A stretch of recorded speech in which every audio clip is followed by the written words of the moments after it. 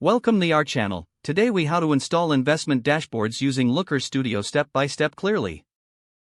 Start by accessing Looker Studio in your web browser. Sign in with your Google account if prompted. Once logged in, click on the Create button located in the top left corner. From the drop-down menu, select Report. You'll be directed to a new report interface. Click on Add Data in the right panel to connect your data source. Choose an appropriate data source from the list, such as Google Sheets or BigQuery. If necessary, follow the prompts to authorize the connection to your selected data source.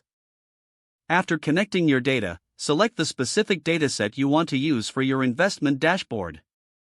Click Add to Report to include your chosen data source. Now, you'll be able to visualize your data on the dashboard.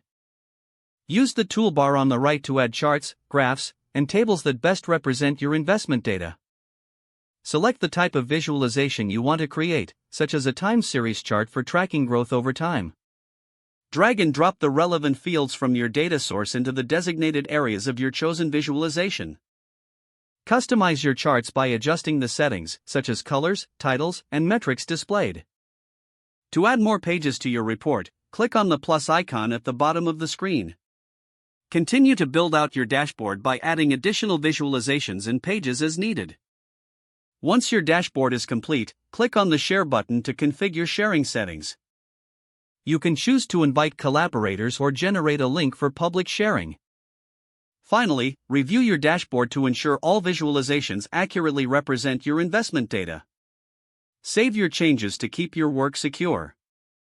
If the page does not load, refresh the browser or try again in a private or incognito window. Make sure you are using the correct email address, then retype it carefully to avoid small typos.